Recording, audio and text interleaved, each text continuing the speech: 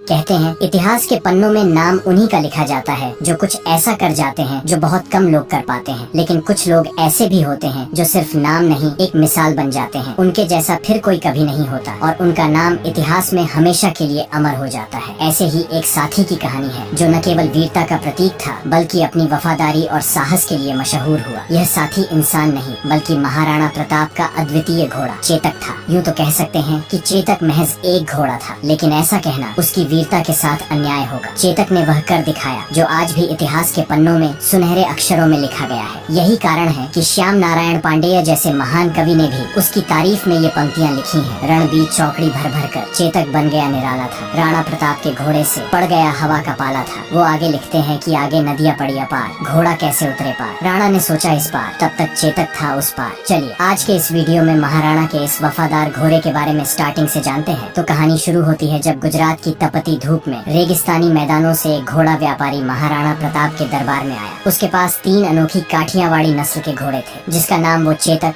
त्राटक और अटक बोलता था। व्यापारी ने अपने तीनों घोड़ों पर गर्व करते हुए कहा, महाराज ये घोड़े अद्वितीय हैं, वफादारी और ताकत में सबसे ऊपर। आपके जैसे वीर राजा के लिए ये अनमोल साथी बन सकते हैं। महाराणा प्रताप ने शांत होकर कहा, ये तो मैं मानूंगा ही नहीं जब तक खुद न देख लूं। दिखाओ ये घोड़े वफादार और बहादुर कैसे हैं। व्यापारी ने मुस्कुराते हुए अटक को चुना। उसके पैरों को मोटी रस्सियों से बांध दिया ताकि वह हिल भी न सके और कुछ दूर जाकर एक अजीब तेज आवाज निकाली। आवाज सुनते ही अटक की आंखों में ज्वाला जल उठी। उसे ऐसा लगा जैसे उसका मालिक संकट में हो। वह अपने मालिक की आवाज सुनकर जैसे पागल हो गया था। उसने पूरी ताकत से रस्सियां तोड़ने की कोशिश की, मगर रस्सियां टूटने के बजाय उसके पैर ही शरीर से अलग हो गए और खून बहने लगा। पर अटक अपने स्वामी तक पहुंचने का प्रयास करता रहा, तब तक जब तक उसकी आंखें हमेशा के लिए बंद नहीं हो गईं। महाराणा प्रताप इस दृश्य को देख स्तब्ध रह गए। उन्होंने अपने जीवन में ऐसा अद्वितीय साहस और वफादार घोड़ा कभी नहीं देखा था। इस अविश्वसनीय दृश्य के बाद महाराणा प्रताप ने तुरंत व्यापारी से चेतक और त्राटक दोनों घोड़ों को खरीद लिया। तभी दरबार में खड़े महाराणा के छोटे सौतेले भाई शक्ति सिंह की भी नजरें उन घोड़ों पर टिकी थी। उनके मन में भी एक वफादार घोड़े रखने की इच्छा थी। महाराणा प्रताप अपने छोटे भाई की इच्छा समझते हुए चेतक को अपने पास रख लिया और त्राटक को उपहार स्वरूप शक्ति सिंह को दे दिया। धीरे धीरे चेतक महाराणा प्रताप का सबसे प्रिय साथी बन गया था। किसी ने ठीक ही कहा है कि अगर आप शेर के साथ रहोगे तो आप भी शेर की तरह बहादुर और शक्तिशाली बन जाओगे। चेतक भी महाराणा प्रताप के साथ रहकर धीरे धीरे उन्हीं की तरह शक्तिमान, तेज और महाबली बन गया था। वह महाराणा को पहाड़ों और घने जंगलों में इस तरह ले जाता मानो हवा से बात कर रहा हो। उसकी चाल में इतनी तेजी थी कि दुश्मन उसे पकड़ ही नहीं पाते। महाराणा भी चेतक को अपने पुत्र के समान मानने लगे और चेतक भी महाराणा के प्रति अटूट निष्ठा और प्रेम दिखाने लगा। धीरे धीरे समय तेजी से बीतने लगा और फिर आया हल्दी घाटी का युद्ध, जहाँ पर मुगल सेना लगभग 1 लाख सैनिकों की विशाल ताकत के साथ युद्ध के मैदान में उतरी थी। इसके मुकाबले में महाराणा प्रताप की सेना मात्र 20,000 सैनिकों की थी। इस विशाल संख्या के अलावा मुगल सेना के पास कई शक्तिशाली हाथी भी थे जो युद्ध में तबाही मचाने के लिए जाने जाते थे। लेकिन मेवाड़ की सेना के पास हाथियों की संख्या बहुत कम थी। ऐसे में महाराणा को अपने योद्धाओं और खासकर अपने घोड़ों पर ही पूरा भरोसा था। इस युद्ध में महाराणा प्रताप ने चेतक के माथे पर हाथी की नकली सूंड बांध दी थी ताकि वह युद्ध में मुगल सेना के हाथियों को धोखा दे सके। मुगल हाथी चेतक को देखकर उसे अपने बच्चे जैसा समझते थे और उस पर हमला नहीं करते थे। यह महाराणा की युद्ध रणनीति का एक महत्वपूर्ण हिस्सा था। लेकिन कुछ इतिहासकार यह भी कहते हैं कि मुगल सैनिकों को यह भ्रम होता था कि सामने से कोई हाथी धीरे धीरे उनकी ओर आ रहा है, लेकिन यह उनकी सबसे बड़ी भूल साबित होती थी। जैसे ही वे चेतक को हाथी समझकर धीमे होने की उम्मीद करते, चेतक बिजली की रफ्तार से हवा में दौड़ता हुआ मुगलों के बीच पहुंच जाता। उसकी गति इतनी तेज थी कि वह एक पल में ही युद्ध के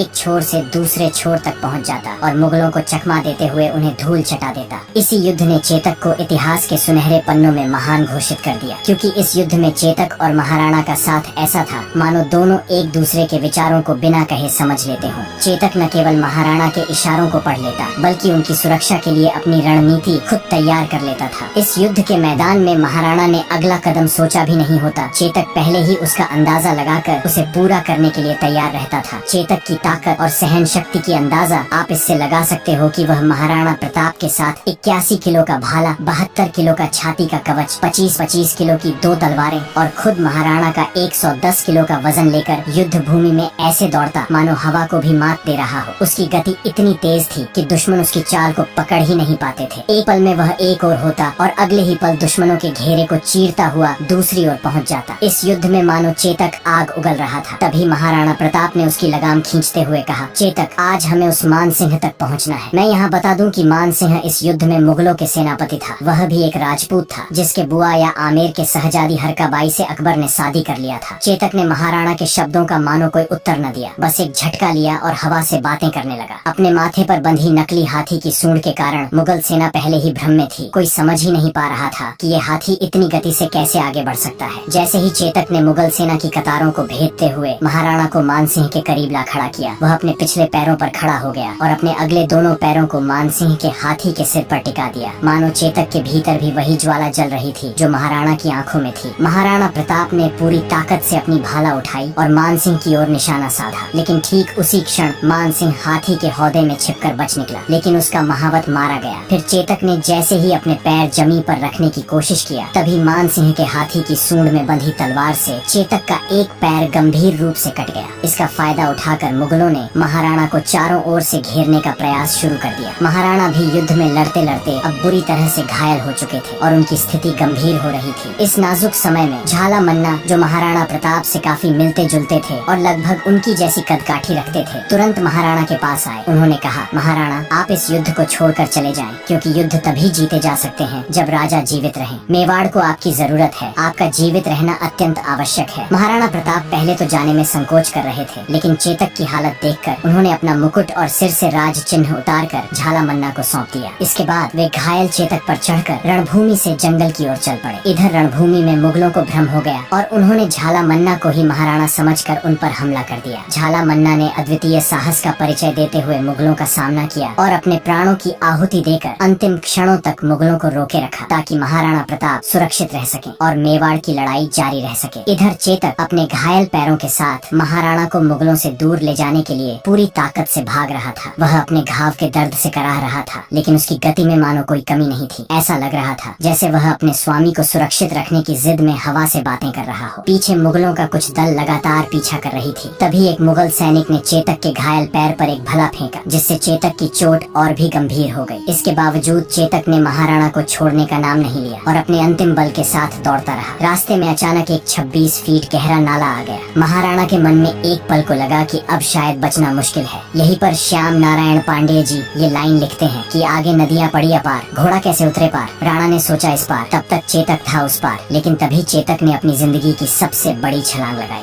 अपने आखिरी प्राणों की ताकत से उसने वह नाला पार कर दिया और महाराणा को सुरक्षित दूसरी ओर पहुंचा दिया। मुगल सैनिक उस नाले को पार नहीं कर पाए, लेकिन चेतक की यह विशाल छलांग उसके लिए अंतिम साबित हुई, क्योंकि दूसरी ओर पहुंचते ही वह दर्द में टूटकर गिर पड़ा और वहीं महाराणा के गोद में अपना सर रखकर वीर गति को प्राप्त कर लिया। उसकी इस अंतिम बहादुरी ने महाराणा को मुगलों से सुरक्षित बचा लिया, क्योंकि पीछा करती मुगल सेना इस नाले को पार नहीं कर सकी। तभी अचानक आगे की जंगलों से घोड़ों की टापों की आवाज सुनाई दी। महाराणा ने जब देखा तो उनके सामने उनके सौतेले भाई शक्ति सिंह खड़े थे। शक्ति सिंह, जो हल्दी घाटी के युद्ध में महाराणा के खिलाफ मुगलों की ओर से लड़े थे, अपने बड़े भाई को संकट में देखकर अकबर के पक्ष को छोड़कर तुरंत उनकी सहायता के लिए दौड़ पड़े। उनकी आंखों में पश्चाताप की गहरी भावनाएं थी। शक्ति सिंह ने महाराणा के पास आकर भारी स्वर में कहा, भैया मुझे माफ कर दो। महाराणा पहले ही चेतक की मृत्यु से दुखी थे। चेतक का यह बलिदान उनके लिए असहनीय था, लेकिन इतने कठिन समय में भी महाराणा ने अपने दिल के बोझ को भुलाकर शक्ति सिंह को क्षमा कर दिया। इस भावुक क्षण के बाद शक्ति सिंह ने महाराणा को अपना घोड़ा त्राटक दे दिया। जैसा कि मैं बताया था, त्राटक को महाराणा ने ही शक्ति सिंह को दिया था। फिर दोनों मिलकर चेतक की वही अंतिम संस्कार किए और उसके बाद महाराणा त्राटक पर बैठकर जंगल की ओर निकल गए। उम्मीद है चेतक की यह बलिदान की कहानी आपको पसंद आया होगा। अगर आप महाराणा प्रताप के बचपन के बारे में जानने में इंटरेस्टेड हो तो आप इस वाले वीडियो को जरूर देखें। चलिए फिर मिलते हैं ऐसे ही वीर लोगों की एक और कहानी के साथ। तब तक के लिए गुड बाय।